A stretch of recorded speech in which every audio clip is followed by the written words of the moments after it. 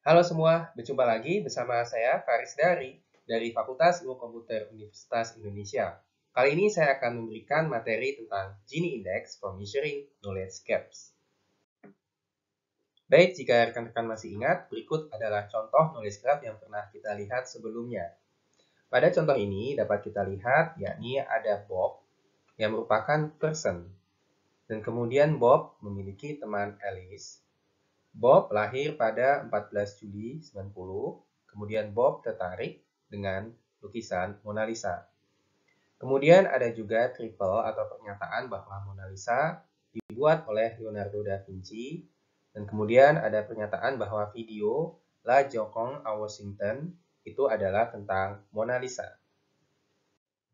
Kalau kita perhatikan di sini, terdapat lebih banyak informasi atau knowledge tentang Bob dibandingkan dengan knowledge atau informasi tentang Mona Lisa atau video La Joconde à Washington. Nah, dalam hal ini kita bisa nyatakan bahwa status atau level kekayaan wealth dari informasi knowledge terkait dengan entitas-entitas yang ada pada knowledge graph dapat kita tentukan dari berapa banyak jumlah properti atribut yang unik yang mendeskripsikan entitas-entitas itu di knowledge graph.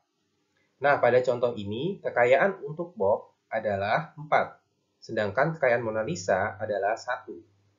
Kenapa kekayaan Bob 4? Karena kita bisa lihat di sini bahwa Bob dideskripsikan secara unik oleh 4 properti atau atribut, yakni is a friend of, is born on, dan is interested in.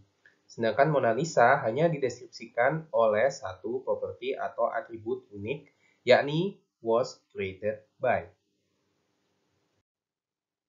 Seperti yang telah dicontohkan sebelumnya, entitas pada knowledge graph dapat memiliki kekayaan atau wealth yang berbeda, inequal.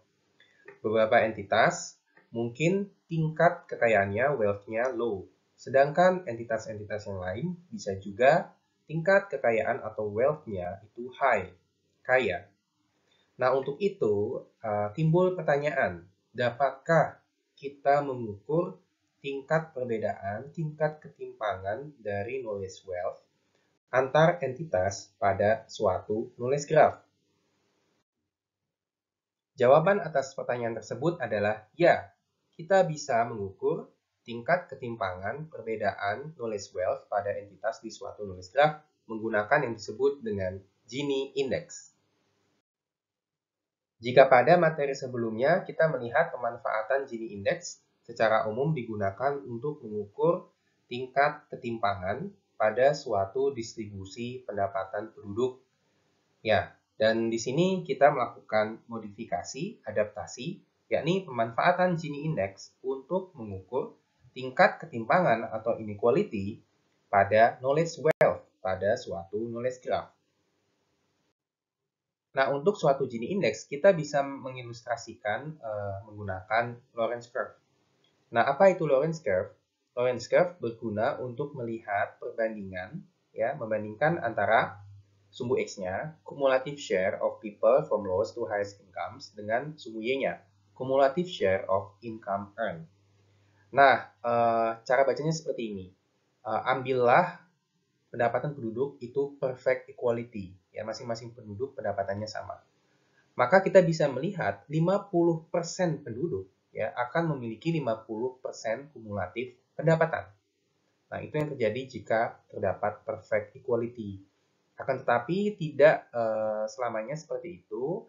Di praktiknya bisa saja terjadi ketimpangan, yakni ya pendapatan oleh 50% penduduk pertama ya. Jadi di sini titik ini ya, sekitar di sini itu hanya secara kumulatif of share income-nya itu hanya mencapai 20 atau 25%. Ya, ya kemudian di Lorenz curve ini kita juga bisa melihatnya, misalkan di sini ya, di sini anggaplah di sini 75% ya penduduk. Dia hanya memiliki anggaplah kurang lebih 50 sampai 60% dari kumulatif income. Ya. Nah, di sini memang terjadi ketimpangan, ya kan? Karena semestinya misalkan kalau yang perfect equality, maka 75% penduduk ya harusnya juga memiliki 75% kekayaan kumulatif. Nah, begitu. Nah, untuk ke kasus kita akan mengadaptasi Lorenz curve untuk knowledge wealth, ya. Jadi di sini income menjadi knowledge wealth, ya. Ini income menjadi knowledge wealth.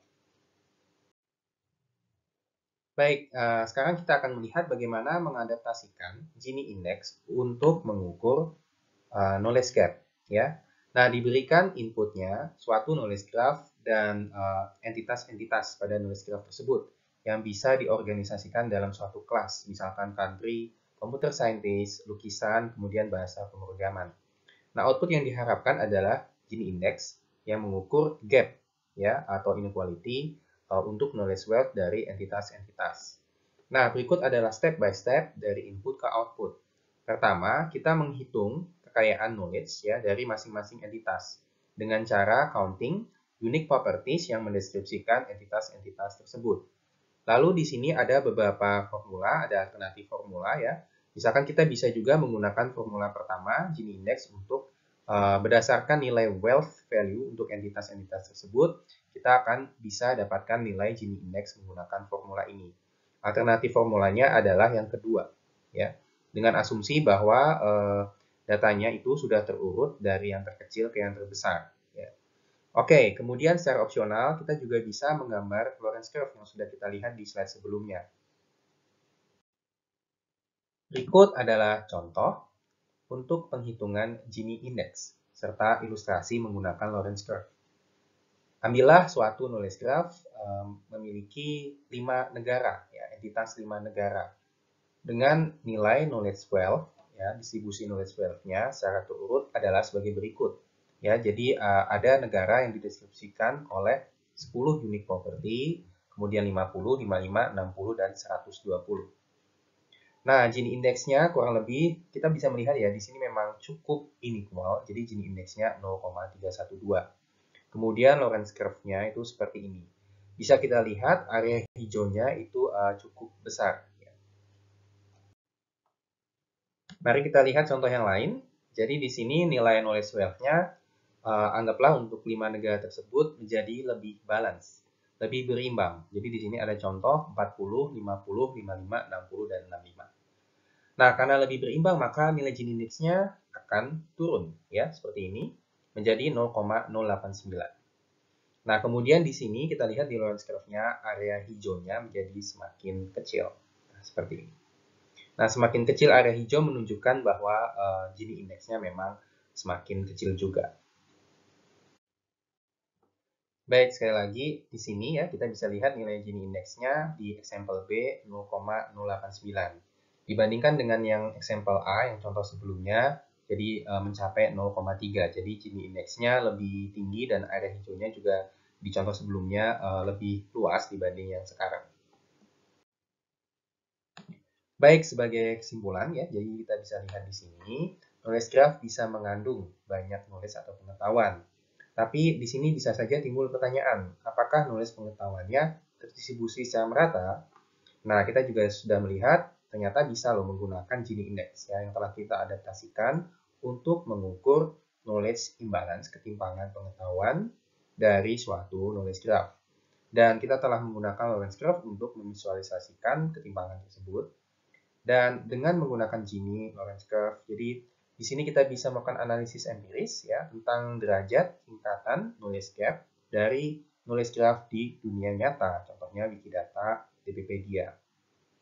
Nah, sehingga aksi-aksi nyata dapat diambil untuk menjembatani knowledge gap tersebut, ya, yang terdapat pada knowledge graph baik Wikidata, DBpedia, atau knowledge graph yang kita miliki, misalkan untuk knowledge graph enterprise, dan seterusnya.